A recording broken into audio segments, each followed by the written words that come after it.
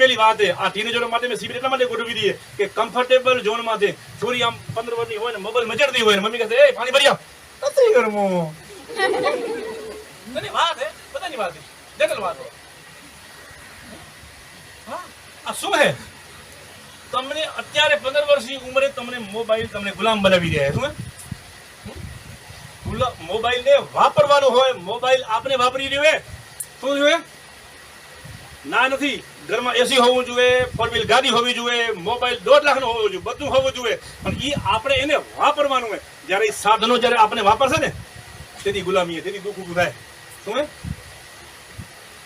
25 લાખની ગાડી આ મારી ગાડી 1.5 લાખ રૂપિયા થાશું હે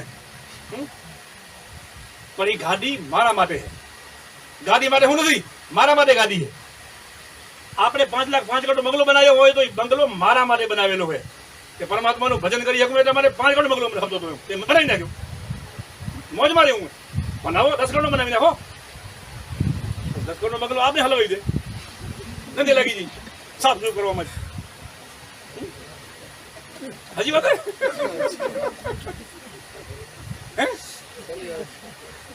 તો માણસ માના કાઢે આ માયા બધી છે ને પૈસો ને ગાડી બંગલો માયા એમાં નથી માયા ભેજામાં ઘૂસી લઈએ બીજું કઈ નથી તમે વસ્તુમાં માયા નથી માયા ભેજામાં અને માયા ભેજામાં એટલા માટે ઘૂસી ગઈ છે કે આપણો પ્રાણ પ્રોપર ચાલતો નથી વાત ફરી ફરીને ત્યાં જ આવશે જેથી તમારો પ્રાણ પ્રોપર ચાલશે અને જે હપ્તા પૃથ્વી ઉપર તમે આવ્યા છો તો સૂર્યનું બિલ નથી આવતું પાણીનું બિલ નથી આવતું હવા વેરીનું આ 3 વસ્તુના બિલ આવતા નથી શું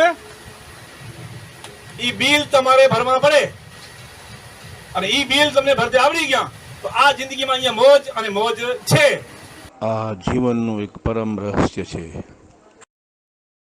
હા આપણે કોક દી આમ બે ભિખારીને ખાવાનું દીધું હોય તો 4 જગ્યાએ ઢંઢોરો પીડી એમ ભાઈ પૃથ્વીમાંથી તમે અનાજ ઉગાડ્યું એનું બિલ ક્યાં આવે ખેડવાના પૈસા દીધા પાણીના પૈસા દીધા બધા દવાના ખાતરના બધાના પણ જમીનના પૈસા ક્યાં દીધા બાકી રહી ગયા બિલ આવે એ બિલ આવે ને એટલે પછી કાં ડાયાબિટીસ થાય અને કાં તો એટેક આવે આ પવન જે વાઈ રહ્યો હોય એ પવનનું આપણે બિલ નથી ચૂકવાયું તો એટેક આવશે પૃથ્વીમાંથી જે અનાજ ઉગેલું એનું જો બિલ નથી ચૂકાયું તો શરીરની અંદર લીવર યા પાચનતંત્રના રોગો યા ડાયાબિટીસ એવા રોગો સતત અગ્નિ તત્વ અગ્નિ જે સૂર્યપ્રકાશ ફેંકી રહ્યો હોય એનું બિલ નથી ચૂક્યું તો ગુડા દુખશે ગુડા અને કમર હે એ સૂર્યનું બિલ બાકી હે એ પેન્ટિંગ બોલે ત્યાં કરીને બાકી બોલે આપણે નથી કોઈ ઉંમર થાય એટલે દુખે ને ભૂલ થાય પૃથ્વી અગ્નિ જળ અને વાયુ આ 5ના બિલ આવશે એ 5ના બિલ આપણે ચૂકવ્યા નથી એટલે આપણી બોડીમાં રોગ આવે 110% વાત છે અને આ પ્રોપર વસ્તુ કેમ નથી હોતી કારણ કે આ વસ્તુ જે ચાલી રહી છે એની પાછળ હજારો કરોડો રૂપિયાનો લાખો કરોડોનો બિઝનેસ ચાલી રહ્યો જ્યોતિષશાસ્ત્ર આખોની ઊભું છે શું જ્યોતિષશાસ્ત્રનું ભૂવા ભરાડી આ બધી જ વસ્તુ આની ઉપર ઉભેલી છે કારણ કે આ બધાને ખબર પડી જાય તો તમે મારે કરીને જાઓ નહીં સૂર્ય નડેરો મંગળ નડેરો વીટી પહેરાવી આ તે થાય આ કરો તે કરવા શું આ બધું નડેરો એ છે શું એકચ્યુઅલી આ છે આપણી સાથે જે કઈ બની રહ્યું એ પંચમહાભૂતોનું બિલ આ મશીન જે આપણે ઉધારું લીધું એ મશીનનું બિલ બાકી બને છે અમુક વસ્તુ એવી હતી હું વડીલોને કહેવા જેવી હતી પણ બાળકો બેઠા નથી કહેવાતી એમ કોકની વાત કહેશું આપણે જેથી ભવિષ્યમાં કોઈ વિચાર થશે તેથી હા જીવનનું ફેક્ટ એમ એ આમ લોહીમાં ઉતરી જાય ને એ જાગૃતિ આવે જીવનની તહમાં જવું પડે જીવનની તહમાં જવું પડે અને એને ઠેઠ તળીએ જવું પડે ત્યાં ભડાકો થાય ને જો તે ચેતના જાગે અને જીવનની રિયાલિટી અંદર અને જ્યારે જાગૃતિ આવે ને જાગૃતિ જ્યારે આવે ત્યારે તમને એમ નથી હાલો હાલો ઘડી વાર આમ હવામાં બેહી આમ મજા આવેલી કેવો હકર પવન આવેલો મજા આવી ભાઈ મજા તમને તો આવી ગઈ પણ પવનને એટલી મજા આવેલી કે તમને યાદી ગયો એમ કારણ કે તમે જાગી ગયેલા હો છો શું અને જાગી ગયેલાઓને આ સૃષ્ટિ પર સત્કાર કરેલી એમ તમે ખુલી હવામાં બેહો અને પવન તમને અડ્યો અને તમે જેટલી મજા આવી એનાથી 1000 ગણી મજા તો એ પવનને આવી રહી છે કે કોક તો નીકળ્યો પૃથ્વીમાંથી કે જે જાગેલો હોય આ બે મશીનોમાં હું હલવાઈ ગયો ખગડીને શું પવન એમ થાય અને સૂર્યનો તાપ માથે પડતો હોય ને જો તો બધા માથે પડી રહ્યો એમ કોઈ જાગેલા માથે પણ સૂર્યનો થાય આજ ઉગ્યો મજા આવી ગઈ કે આજ મારું કિરણ એવી વ્યક્તિ માથે પડે એમ જેની ચેતના જાગી ગઈ તો આ બની જવાનું એમ આ લેફમાંથી બહાર નીકળો, જીવનની રિયાલિટીને સમજો કે જીવનનું ફેક્ટ શું એને સમજી લો અને એ પ્રમાણે વર્તવાનું શરૂ કરો. તો ભગવાન ઓટોમેટિકલી આવશે. ભગવાનને શોધવો નહીં પડે. આ જીવનનું એક પરમ રહસ્ય છે. પણ પ્રોપર શિક્ષણનો અભાવ. આ શાસ્ત્રોએ કથાકારોએ આપણે એટલા ગૂંચવી નાખ્યા અને પુરાણોએ પથારી ફેરવી નાખી છે. એટલે બીજા એટલા હેંગ થઈ ગયા છે કે આપણે કન્ફ્યુઝ છીએ કે આપણે ખબર પડતી નથી કે એકચ્યુઅલી શું થઈ રહ્યું છે આપણી સાથે. એટલે સીધું કાં પછી મોબાઈલ ચાલુ કરશે, એક મસ્ત મજાનું ભજન સાંભળશું, કાં હનુમાન ચાલીસા સાંભળશું, કાં મજા આવી. ભાઈ એમાં તો વિરોધ નથી, પણ તમે જો એ વેમાં હો કે મને ભગવાન મળશે તો એ તમારો વે. હા, તમને ઘડી વાર મજા આવશે, તમને ખબર હોવી ખબર કે આ એક પેરાસિટામોલની ટીકડી વિશેષ કાંઈ છે. અચ્છા, તમને બધા પાણી પીતા આવડે?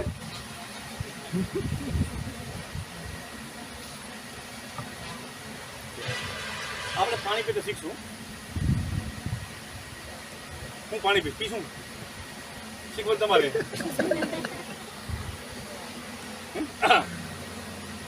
તો પાણી પીવું, ખાવું, શ્વાસ લેવો, આ ચીજો આપણે નથી આવડતી. આપણને એમ લાગેલું કે આપણે બધું કરી રહ્યા, એકચ્યુઅલી આપણે આવડતું નથી.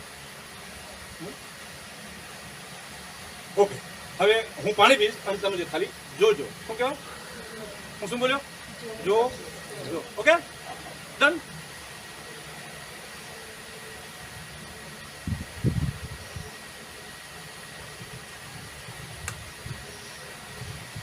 મેં પાણી પીધું, આમ તમે લોકો જોયો, એક કાર્ય પૂરું થઈ ગયું. હવે આ કાર્યની ઇફેક્ટ તમે કરો કર્મ શું એમ, આ હવે કર્મની વાત થશે. તો મેં કીધું હતું કે હું પાણી પીવું અને તમે જોવાનું શેનાથી હોય? આંખથી હોય. હવે જો આખી ઘટના જે પીવાતી હતી, પાણી પીવાની જે ઘટના ઘટિત થતી હતી, એની અંદર તમે જ્યારે જોયું ત્યારે જો તમે ફક્ત અને ફક્ત જોયું હોય અને જોવા સિવાયનો કોઈ વિચાર ન આવ્યો હોય તો તમે ખરેખર જોયો. પણ એવું નહીં બન્યું હોય. ક્યાં ક્યાં કેવું બન્યું છે કે આવી બોટલ તો અમારે ઘરે હતી પહેલા, ક્યાં હતી, કલર થોડો ફેર હતો પણ હતી આવી જ લગભગ. આ વચમાં જરાક પાતળી અને જરાક જાતી.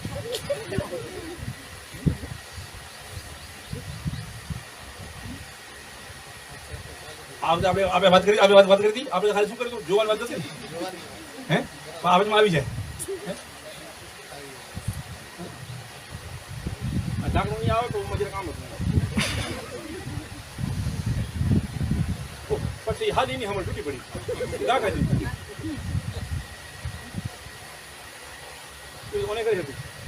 આ બિનજરૂરી બકવાસ આપણા ભેજામાં ચાલી રહી છે. આપણું મશીન પ્રોપર કામ કરતું નથી. જો તમને કહેવામાં આવે તમે જુઓ તો તમારે ખાલી જોવાનું હોય. તમારે એમ કહેવાય ખાલી સાંભળવાનું હોય. આપણી ઇન્દ્રિય, વિચાર, ભાવ, અહેસાસ અને ક્રિયા, મશીન ઉપર આપણો કાબુ નથી. તો બેન મુક્તિ ક્યાંથી મળશે? આપણી સિસ્ટમ ઉપર આપણો કાબુ નથી. આપણે કીધું તો ખાલી જોવાનું હોય તો ભેજું હકણું રહેતું નથી. અને નવા નવા ફોટા ખણીએ બતાવે કે આ ફોટો અહીંયા હતું, આ ઉમાં હતું. પણ તમે ક્યાં કીધું તું? પણ અમુક લોકો એ તો આવે જ ને, ના આવે. આવે ને એ મિસ્ટેક. શું આવે ને એ મિસ્ટેક, મશીનનો ફોલ્ટ કહેવાય. તો હવે આ તો એક દ્રષ્ટાંત છે કે એક બોટલ વખતે પણ જો આટલી વસ્તુ બનતી હોય તો તમે જીવનમાં જે સૌથી સવારથી સાંજ જે કામ કરો છો એની અંદર આવા કેટલાય અંદર તસવીરો બનતી હશે અને વચમાં જે ફેરફાર થતો હશે એની ગેરંટી શું હોય? બસ આ હે સફળતા અને નિષ્ફળતા. આ જીવનનું એક પરમ રહસ્ય છે. બસ શ્વાસ ઉપર ધ્યાન. શ્વાસને સીધો કરો. પેલો શ્વાસ ચાલી રહ્યો છે એને પ્રોપર બનાવો, અને શ્વાસ પ્રોપર બનશે તો ખાવાનું પ્રોપર બનશે, અને ખાવાનું પ્રોપર બનશે તો ઇન્દ્રિયો પ્રોપર બનશે, અને ખાવાનું, ઇન્દ્રિયો અને બધું પ્રોપર બની ગયું તો એક દિવસ એવો આવશે કે જેની તમને ખોજ હતી એ ઓટોમેટિક આવશે. કામ અઘરું એટલા માટે કે કારણ કે એ બધું પોતાનું કરવું પડે ને. ભજન તમારો મોબાઈલ ગાય પડ્યો અને મૂકી ચાલુ કરો એટલે આ ઘાસે પડ્યો, આપણે સાંભળશું એટલે કંઈ સાંભળી કરે, કંઈ નહીં સાંભળી, મને ભાગી જાય. કોણ જોવા આવે? હું તો મારા મનમાં તમારે ધ્યાન દેવું પડે ને. એક એક સેકન્ડે મારી અંદર મને જોવું પડે કે મારી અંદર શું ચાલી રહ્યું છે. કામ અઘરું હોય પણ અસંભવ નથી. તો અમે આનું એક શિક્ષણ બનાવ્યું, 6 વર્ષનો શિક્ષણનો કોર્સ બનાવ્યો છે એમ કે 6 વર્ષની અંદર તમારી અંદર એવી વસ્તુ પ્રગટ થઈ જાય કે તમે કોણ છો. તો જીવનની અંદર તો તમે તમારા બાળકોને અહીંયા મૂક્યા તો તમને સવાલ હશે કે આ બાળકો શું શીખશે અહીંયા. એટલે કાગળ બધા આપેલા ને બધા. અચ્છા કાલે તો 14 થી 21 વર્ષનો જે સમયગાળો છે આપણી ઉંમરનો, દીકરી હોય કે દીકરો હોય, બરાબર છે, એની અંદર ઇમોશનલી ફેરફારો થાય, કેમિકલના ફેરફાર થાય, બ્રેઇનમાં વિચારોના ફેરફાર થાય, જીવનને એક કુતૂહલથી જુએ બધું જ વસ્તુ જગતમાં જે જોવાય રહી એની જે દ્રષ્ટિ પડે ને, જ્યાં જ્યાં જે ફિલિંગ આવે, જે અહેસાસ થાય, જે કાંઈ વિચારો આવે, એની અંદર ધરખમ ફેરફારો થાય અને એની સાથે હજારો ભેજામાં સવાલો પેદા થાય, એક ઉલઝનો. અને પછી એના સવાલોના જવાબ મેળવવા માટે એ જ્યાં ત્યાંથી ઓબ્ઝર્વેશન કરી એટલે અવલોકન કરીને એના જવાબ મેળવવાની કોશિશ કરે એનું મન, પણ પ્રોપર જવાબ મળતા નથી. કારણ કે જે અંદર કાંઈક થઈ રહ્યું હોય, અંદર જે કાંઈક બની રહ્યું હોય એ સારું બહાર કમ્પેર થતું નથી. અને વડીલો છે એની પાસે જવાબ છે જ નહીં, પ્રોપર શિક્ષણ નથી. એટલે છોકરાઓ અઠે એમાંથી 5-10 છોકરાઓ સફળ થઈ ગયા, અઠે પછી એમાં 25% એવરેજ રહ્યા, અમુક લોકો નિષ્ફળ ગયા અને અમુક સુસાઇડ કરી નાખે. આ કિસ્સા તમે સાંભળ્યા હશે. શું કામ? બ્રેઇનની અંદર ચાલતી અમુક ઘટનાઓ. આ વસ્તુ છે. તો જીવન કેમ જીવવું, અત્યારે 14 થી 21 વર્ષનો જે ગાળો હોય એ એને કેમ વિતાવવો અને એમાંથી શું શું શીખવાનું હોય અને કઈ ચીજને ઇન્વોલ્વ કરવી અને કઈને બહાર કાઢવી, એના તરીકાઓ છોકરાઓને શીખવાડશું. એમાં ઘણી બધી વસ્તુ આવશે, યાદ શક્તિ કેમ વધારવી, આ વગેરે ઘણું બધું આવશે. એ પ્રોપર શિક્ષણ અને એ તો તમે લીધું તો બાળકને મજા આવશે. પછી અમે એને પાના પકડ આપશું. એમ કોઈને બીક લાગતી હશે, કોઈને બોલવામાં આમ ખચકાતું હોય, કોઈને ઉભા રહેવામાં પગ ધ્રુબે, બધાને માહિતી ચલાવશું. ખ્યાલ? એટલે જે કાંઈ થતું હશે તમારી નબળાઈ, તમારી સિસ્ટમમાં જે કાંઈ નબળાઈ છે એ નબળાઈને આપણે અંદરથી કાઢી લઈશું. બરાબર? તૈયાર છો તો બધા? ઓકે બધાય? પણ શરત એટલી કે હું તમને કોઈ સવાલ પૂછું ત્યારે તમારે એ જવાબ છુપાવવાનો નથી. એવા સવાલ પૂછીશ તમને બધાને, તમારે જવાબ દેવો પડે ને દેવો પડે. ઓકે? કારણ કે ડોક્ટર કને અને ગુરુ કને કોઈ ખોટું બોલાય નહીં. શું ખ્યાલ આવી ગયો? મજા આવશે. ચલો આપણે આટલી બધી વાતો કર્યું, એમાં તમને કોઈ સવાલ હોય તો મને કહો. આ વડીલો બેઠા હે, તમને કોઈ સવાલ હે, કોઈ એક્સ્ટ્રા પૂછવું હોય કે ભાઈ આ બધું શું છે એમ, યા તમને એવું લાગ્યું કે જે મેં વાત કરી હમણાં તો તમને એમ લાગેલું કે આ વાતમાં કાંઈક દમ છે?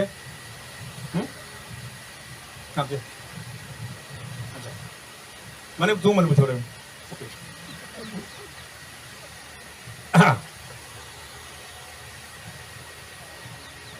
શું કામ ખબર? આપણી અંદર અલગ અલગ ખાંચા હોય, પાર્ટ. એક પાર્ટ હે ને એ સ્વીકારે વાતને, અને બાજુવાળો ખાંચો હોય ને જ્યાં ત્યાં અલગ પ્રોગ્રામમાં કેસેટ નાખેલી હોય, જ્યાં કાંઈ મેમરી કાર્ડ બીજું ભરાવેલું હોય. શું એટલે એ વાગતું હોય અંદર, એ વાગતું હોય ને એટલે બાજુવાળા જે ઇન્સ્ટોલ થતું હોય ને જેમાં પ્રોગ્રામ એને અવોઇડ કરે. શું કરે? એ ડાયવર્સ મેલ પડે, મેચિંગ પડે નહીં, એટલે વાયરસ ઘુસાડે. વાત તો બધી સાચી છે, પણ હવે કેમ કરવું? કરવા માંડો જે આવડે. ફક્ત શ્વાસ લ્યો અને પ્રોપર લ્યો. શ્વાસને પ્રોપર લ્યો તો તમારી હર ગતિવિધિ ઉપર તમે નજર રાખો. તમને 3 ટાણા જે ખાવાનું હોય તો એ જે ખાવાની ઉપર તમારી જે વિચાર જાગે છે, ઈચ્છા જાગે છે, એની ઉપર સવાલ લગાડો કે તમને આજે એમ થયું કે મને કોબીનું શાક ખાવું. ઓકે, તો કોબીનું શાક શું કામ ખાવું છે એ સીધો સવાલ તમારી સિસ્ટમમાં દાખલ કરો. એક સવાલ મૂકો કે શા માટે કોબી જ કાં, બટાકું કાં નહીં? જવાબ આવે કે ના આવે? જવાબ આવે કે ના આવે? પણ તમારે એની ઉપર સવાલ મૂકવો ને મૂકવો. બધી જ ક્રિયામાં તમને હાલવું હોય, તમને ચાલવું હોય, તમને જે કરવું હોય, તમને એમ થયું કે આમ ઘરેથી નીકળ્યા કે આમ ચલો આંટો મારી આવી 1/2 કિલોમીટર, તો 1/2 કિલોમીટર આંટો મારવા નીકળ્યા તો ઈચ્છા થઈ તો તમે જવાની છૂટ છે, પણ સવાલ મૂકો કે શા માટે હું આંટો મારવા શા માટે જઉં છું? તો આંટા મારવા જવાનું રોકવાનું નથી, પાછું એ જવાનું છે, પણ સવાલની હાથે જવાનું છે. સવાલની હાથે જશો તો ખબર પડશે, એક દિવસ એનો જવાબ આવશે. તો થોડાક દિવસના સવાલ જવાબમાં તમને એમ લાગશે કે આ ખરેખર 2 મહિનાના અભ્યાસમાં તમને એવું લાગશે કે આ મારી સવારથી સાંજ સુધી જે મારી એક્ટિવિટી છે ને, જે એક્ટિવિટી તો 70% તો બધી બહારથી આવી રહી છે. હું તો કરતો નથી. આ તો કોક કરાવી રહ્યું મારી પાસે. અને હું તો વપરાઈ ગયો. હું તો હવે વપરાય જ છું. એટલે પછી તમને મશીન હોવાનો બોધ થશે કે હારું આપણું મશીન તો કોઈ ચલાવી રહ્યું. અને આપણે હિતર વળું વેમ હતો કે શું કરવું. એ વેમ પેલો તૂટશે. એ વેમ તૂટશે ને એટલે આપણા અહંકારના ભૂક્કા. અહંકાર તોડવો ન પડે, અહંકાર તૂટી જાય. અહંકાર ન કરવો જોઈએ, અહંકાર કાઢી નાખો ભાઈ, ના નીકળે. આ દિવસ કોઈ નીકળ્યો નથી. એમ પ્રોપર કામ કરવું પડે તો નીકળે. હા, તમને ઊંઘ આવે છે, તમને ઊંઘ આવતી હોય હવે હોય નહીં તો હવે તાણું છે, ઊંઘ તો આવે ને એમ નહીં. ભલે હોય રહ્યો તમે, પણ સવાલ ઠોકો કોણ છે કે જેને ઊંઘ આવેલી. તમને શું કહેવાય, બજારમાં નવા કપડા લેવા જવા હોય તો લઈ આવો, પણ સવાલ મૂકવાનો કોણ હે, કપડા કોને જોઈ રહ્યા. હર એક્ટિવિટીની અંદર સવાલ, જવાબોની આશા રાખવી નહીં, પણ સવાલ તો કરવો ને કરવો. એક દિવસ એના જવાબ આવશે. આપણે ભેજામાં કશું ગાલી મૂકીને શું આપણે સવાલ કરવાનું જ ભૂલી ગયા. અને આપણા સવાલો કેવા છે ખબર છે? ગણિત વાળા. આ 500 રૂપિયા પેન્ટ થોડી લેવાય, 400 વાળી લે. ગણિત બધા એમાં ગણિત. આ ભાઈ ડિસિપ્લિન કરશું તો આપણે શું શીખવા મળશે? એમાં ગણિત આવે, બધા એમાં ગણિત. ગણિત વગર આપણે એક બગડો. જ્યાં સુધી આપણા દિમાગમાં ગણિત છે અને સવારથી ત્યાં સુધી ગણિતનો તમે ઉપયોગ કરો છો તો તમે 100% મશીન છો. ગણિત જ્યાં હોય આખા જીવનમાં દિવસ દરમિયાન ગણિતનો ઉપયોગ 10% છે. આ જીવનનું એક પરમ રહસ્ય 10% થી વધારે તમે જો ગણિતનો ઉપયોગ કર્યો તો તમે છેતરાણા.